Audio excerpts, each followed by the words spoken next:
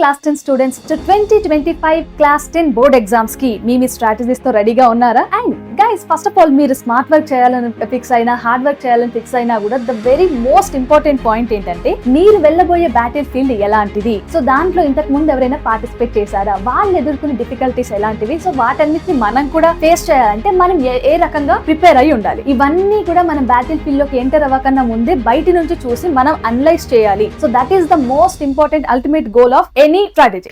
So ఇప్పుడు ఇక్కడ మనం డిస్కస్ చేయబోయే ఈ వీడియోలో కూడా మనం అలాంటి స్ట్రాటజీని డిస్కస్ చేస్తున్నాం. దట్ మనకి రేపు రాయబోయే ఎగ్జామ్ లో హైయెస్ట్ వెయిటేజ్ చాప్టర్స్ ఏంటి అండ్ ఎలాంటి క్వశ్చన్స్ పైన మనం ఫోకస్ చేయాలి అనేది డిస్కస్ చేయబోతున్నాం. ఇప్పటికే మన బోర్డ్స్, ఇటు టీఎస్ బోర్డు కానీ అటు ఏపీ బోర్డు కానీ వాళ్ళ ఎగ్జామ్ ప్యాటర్న్స్ కి సంబంధించిన ఇన్ఫర్మేషన్ ని ఆల్మోస్ట్ రిలీజ్ చేసేసింది. Now will discuss one by one. Okay, so first one నేను ఇక్కడ ఏపీ బోర్డు నుంచి స్టార్ట్ చేస్తున్నాను. సో ఏపీ బోర్డులో మనకు ఆల్రెడీ నేను ముందు చెప్పినట్టుగానే సో ఎగ్జామ్ ప్యాటర్న్ ఏముంటుంది, ఇందులో 4 సెక్షన్స్ ఉంటాయి. ఫస్ట్ సెక్షన్ లో 1 మార్క్ క్వశ్చన్స్ ఉంటాయి, 8 ఉంటాయి, 8 మార్క్స్. 2 మార్క్స్ క్వశ్చన్స్ 3 ఉంటాయి, మొత్తం 6 మార్క్స్. సో వీటిలో ఎలాంటి చాయిస్ లేదు. 4 మార్క్స్ క్వశ్చన్స్ ఉన్నాయి, అవి ఎన్ని వస్తాయి, 3 క్వశ్చన్స్ వస్తాయి. బట్ ఇందులో ఒక క్వశ్చన్ కి మనకి చాయిస్ ఉంటుంది. సో దీని నుంచి 12 మార్క్స్. అండ్ అలాగే 4th సెక్షన్ లో 8 మార్క్స్ క్వశ్చన్స్ ఉంటాయి, అవి 3 ఉంటాయి. ఒక్కొక్క క్వశ్చన్ కి ఇంటర్నల్ చాయిస్ ఉంటుంది. సో మొత్తం దీని నుంచి వచ్చేవి 24 మార్క్స్. సో ఇందులో ఓన్లీ పార్ట్ ఏ మాత్రమే ఉంటుంది, మనకి పార్ట్ బి లేదు. సో మొత్తం ఎన్ని మార్క్స్ కి మనం ఎగ్జామ్ ఇస్తాం, 50 మార్క్స్ కి ఇస్తాం. 1.5 hour మనకి ఉన్న టైం, రైట్? బట్ ఈ 1.5 hour ఎగ్జామ్ రాయాలి, నువ్వు 50/50 తెచ్చుకోవాలి అని అంటే అది కెమిస్ట్రీ చాప్టర్స్ ఉన్నాయి అండ్ ఫిజిక్స్ చాప్టర్స్ కూడా ఉన్నాయి, రైట్? సో మనకి ఉన్న ఫిజిక్స్ చాప్టర్స్ ఇవి ఏపీ బోర్డ్ వాళ్ళకి. So what is that? Light, reflection, refraction and human eye second chapter. Then electricity, after that magnetic effects of electric current. So ఈ 4 chapters లో మీరు అన్ని ఇప్పుడు లైట్, రిఫ్లెక్షన్ నుంచి ఇటు 1 mark, 2 mark, 4 mark, 8 marks questions చదువుకొని వెళ్తారా? ఒకవేళ మీ స్ట్రాటజీ కనుక అదే అయితే ఇమ్మీడియట్ గా డ్రాప్ అయిపోయినానా? బికాస్ అలా చదివితే మీరు ఇంకా మిమ్మల్ని మీ నెత్తిపైన ఇంకొంచెం బరువేసుకున్న వాళ్ళు అవుతారు. సో దాన్ని కొంచెం దించాలి అని అంటే ఈ వీడియో కంప్లీట్ గా చూడండి. ప్రతి చాప్టర్ నుంచి మీరు ఏ క్వశ్చన్స్ కి ఫోకస్ చేయాలి అనేది నేను ఇప్పుడు చెప్తాను. లైట్, రిఫ్లెక్షన్, రిఫ్రాక్షన్ చాప్టర్ నుంచి మనకి సెకండ్ బిట్ లో ఒక క్వశ్చన్ వస్తుంది. ఓకే, అదే 2 మార్క్స్ బిట్ లో ఒక క్వశ్చన్ వస్తుంది అండ్ 2 మార్క్స్ కి ఒక క్వశ్చన్ వస్తుంది. అండ్ అలాగే 4 మార్క్స్ క్వశ్చన్స్ 2 వస్తాయి. ఓకే, థర్డ్ బిట్ లో 2 క్వశ్చన్స్ వస్తాయి. సో మొత్తం మనకి ఇక్కడ నుంచి వచ్చే క్వశ్చన్స్ ఎన్నినా 10 మార్క్స్ వస్తాయి. మరి 10 మార్క్స్ కి మనం ఎలాంటి కాన్సెప్ట్స్ చదవాలి అని అంటే సింపుల్ అన్న 2 మార్క్స్ కి అండ్ 4 మార్క్స్ కి మనం పెద్ద అవసరం లేదు. 4 మార్క్స్ కావాలి అని అంటే ఇక్కడ మోస్ట్ ప్రాబ్లీ ఎలాంటి క్వశ్చన్స్ వస్తాయంటే న్యూమరికల్స్ రావచ్చు. లేదు అని అంటే మనకి ఉన్నవే రే డయాగ్రామ్స్, లైట్, రిఫ్లెక్షన్, రిఫ్రాక్షన్ మొత్తంలో రే డయాగ్రామ్సే ఉన్నాయి. సో నీకు ఒక టేబుల్ ఇస్తాడు, టేబుల్లో కొంచెం ఇన్ఫర్మేషన్ ఇచ్చి కింద సబ్ క్వశ్చన్స్ లాగా 1, 2, 3, 4 క్వశ్చన్స్ ఇచ్చి ఇలాంటి క్వశ్చన్స్ అడుగుతాడు. మోస్ట్ ప్రాబబ్లీ ఇది ప్యాటర్న్, ఇది ఖచ్చితంగా ఉంటుంది. ఈ ప్యాటర్న్ లో నీకు వేరే టైప్ ఆఫ్ క్వశ్చన్స్, యాక్టివిటీకి సంబంధించిన క్వశ్చన్స్ అడిగే ఛాన్సే లేదు. ఖచ్చితంగా రే డయాగ్రామే, అది కూడా కాన్వెక్స్ లెన్సెస్ కి సంబంధించింది కానీ కాన్కేవ్ లెన్స్ కి సంబంధించిన క్వశ్చన్స్ కానీ అడగొచ్చు. అవి లైట్, రిఫ్లెక్షన్, రిఫ్రాక్షన్ దగ్గర నుంచి 10 మార్క్స్ ఇక్కడ సెక్యూర్ చేసుకోవచ్చు. అండ్ అలాగే న్యూమరికల్స్ లో 2 మార్క్స్ అడిగే క్వశ్చన్స్ ఎలా ఉంటాయంటే రీజనింగ్ క్వశ్చన్స్ ఉంటాయి. మీకు కావాలంటే మన బోర్డు ఆల్రెడీ దీనికి సంబంధించిన ఒక మోడల్ పేపర్ అండ్ కొన్ని క్వశ్చన్స్ ని సంబంధించిన PDF ఆల్రెడీ ఇచ్చింది. సో ఇక్కడ లైట్, రిఫ్లెక్షన్, రిఫ్రాక్షన్ నుంచి 4 మార్క్స్ అని చెప్పాను కదా. ఎలాంటి క్వశ్చన్స్ వస్తున్నాయి? నీకు కొన్ని ఆప్షన్స్ ఇస్తాడు, వాటిలలో ఏవో కొన్ని ఏదైనా ఇటు ఇన్ఫినిటీ దగ్గరైనా లేకపోతే బియాండ్ 2F1 దగ్గరైనా మిర్రర్ అయినా లెన్స్ కి సంబంధించిన రే డయాగ్రామ్స్ డ్రా చేయమంటాడు. లేదు అని అంటే ఇందాక నేను చెప్పాను కదా, ఒక టేబుల్ ఇస్తాడు. ఆ టేబుల్లో మనం ఏదైనా ఇన్ఫర్మేషన్ కి సంబంధించిన 4 క్వశ్చన్స్ ఇస్తారు. అది రిఫ్రాక్షన్ నుంచి అయినా కావచ్చు. ఇక్కడంటే రిఫ్రాక్టివ్ ఇండెక్స్ గురించి ఇచ్చాడు. లేదు అని అంటే ఇక్కడ ఉంది కదా, ఇలాంటి క్వశ్చన్స్ అంటే మనకి ఒక ఇమేజ్ కి సంబంధించిన అంటే image position and object position కి సంబంధించిన ఒక టేబుల్ ఇచ్చాడు అండ్ దానికి సంబంధించిన 4 క్వశ్చన్స్ ఇస్తాడు. ఇలాంటి క్వశ్చన్స్ 4 మార్క్స్ కి వస్తాయి. అండ్ అలాగే 2 మార్క్స్ కి వచ్చే క్వశ్చన్స్ ఎలా ఉంటాయి అని అంటే రీజనింగ్ క్వశ్చన్స్ ఉంటాయి. నువ్వు ఇక్కడ m=+1 ఉంది, దాని అర్థం ఏంటి? రిఫ్రాక్టివ్ ఇండెక్స్ +2.42 ఉంది, దాని అర్థం ఏంటి? అండ్ రిఫ్రాక్టివ్ అంటే కొన్ని ఫార్ములాస్ ఉంటాయి. ఫర్ ఎగ్జాంపుల్ మిర్రర్ ఫార్ములా రాసి దానికి సంబంధించి అందులో ఉన్న టర్మ్స్ అన్నిటిని ఎక్స్ప్లెయిన్ చేయండి. లేదంటే లెన్స్ మేకర్ ఫార్ములా రాసి దాంట్లో F అంటే ఏంటి, U అంటే ఏంటి, V అంటే ఏంటి, ఇవి రాయమని అంటారు. లేదంటే కొన్ని క్వశ్చన్స్ ఇంకా ఎలా అడుగుతారు అని అంటే రైట్ సో ఒక లైట్ రే అనేది ఒక మీడియం నుంచి ఇంకొక మీడియంకి వెళ్తున్నప్పుడు దాని ఫోకల్ లెంత్ లో ఏమైనా చేంజ్ వస్తుందా? ఇది కూడా కాదు అని అంటే ఒక ఇన్కంప్లీట్ రే డయాగ్రామ్ ఇచ్చి దాన్ని కంప్లీట్ చేయమని అడుగుతారు.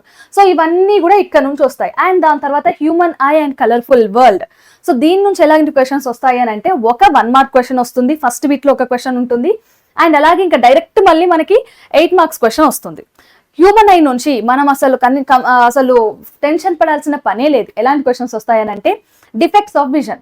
మయోపియా అంటే ఏంటి, మయోపియాకి సంబంధించిన డిఫెక్ట్, దాని గురించి సంబంధించిన కరెక్షన్, డిఫెక్ట్స్ ఇదంతా రాయమంటారు. లేదంటే హైపర్మెట్రోపియా అడుగుతారు. లేదు అని అంటే ఇంకా మనకి లీస్ట్ కేసెస్ లో ఏదైనా యాక్టివిటీ అడగొచ్చు.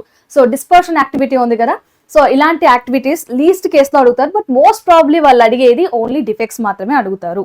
దాని తర్వాత ఇంకా ఇక్కడ మనకి ఎలక్ట్రిసిటీ నుంచి సో ఫస్ట్ బిట్ లో 2 మార్క్స్ వస్తాయి, 2 క్వశ్చన్స్ వస్తాయి, అంటే 2 మార్క్స్ ఇక్కడ. అండ్ అలాగే సెకండ్ బిట్ లో ఒక క్వశ్చన్ వస్తుంది, ఇక్కడ నుంచి కూడా 2 మార్క్స్. సో ఇవి 4 మార్క్స్ మాత్రం పక్కా, ఖచ్చితంగా వీటికి ఎలాంటి చాయిస్ లేదు, ఇవి 4 మార్క్స్ వస్తాయి. కానీ ఒక 8 మార్క్స్ క్వశ్చన్ ఉంటుంది. నేను ముందే చెప్పాను కదా, లాస్ట్ సెక్షన్ లో 8 మార్క్స్ కి ఒక చాయిస్ ఉంది. సో ఆ చాయిస్ క్వశ్చన్ ఇక్కడ ఎలక్ట్రిసిటీ నుంచి వస్తుంది.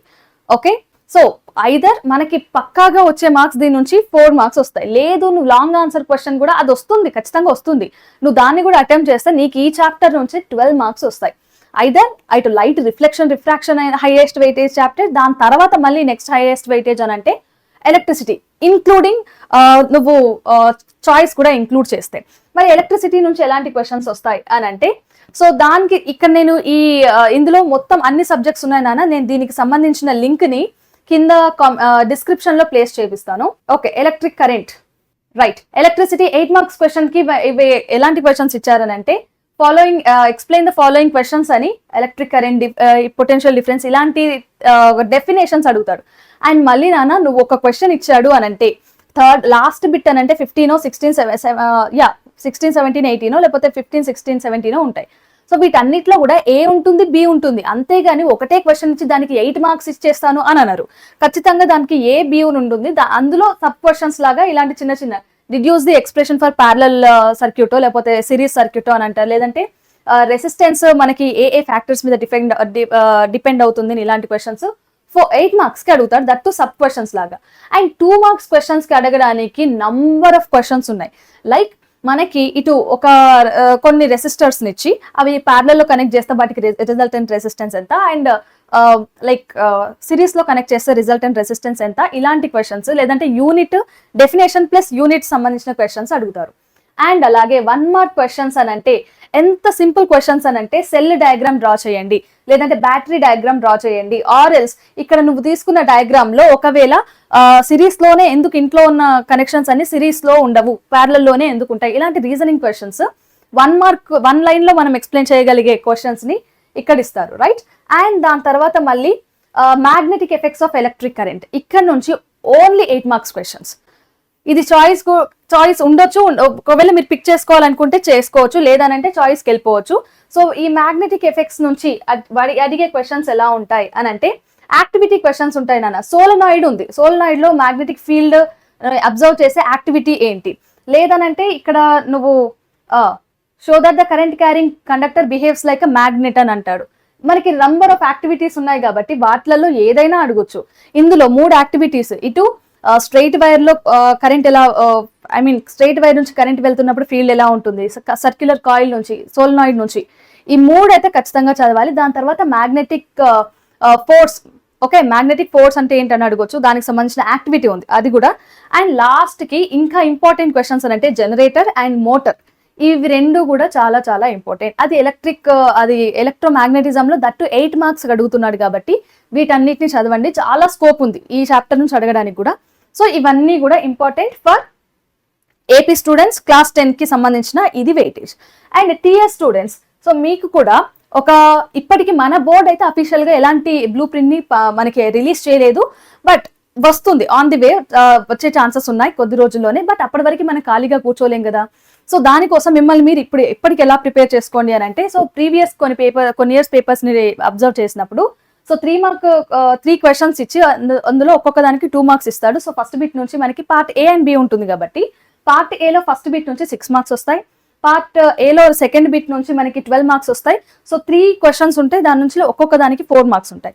అండ్ అలాగే పార్ట్ 3 పార్ట్ ఏలో సెక్షన్ 3 నుంచి 2 క్వశ్చన్స్ ఉంటాయి, ఒక్కొక్క దానికి 6 మార్క్స్ ఉంటుంది. సో మొత్తం మీద మనకి ఇక్కడ పార్ట్ ఏ నుంచి వచ్చేది 30 మార్క్స్ అండ్ పార్ట్ బి కూడా ఉంటుంది. సో ఎన్ని క్వశ్చన్స్ ఉంటాయి, 10 క్వశ్చన్స్ ఉంటాయి, ఒక్కొక్క దానికి ఒక్కొక్క మార్క్.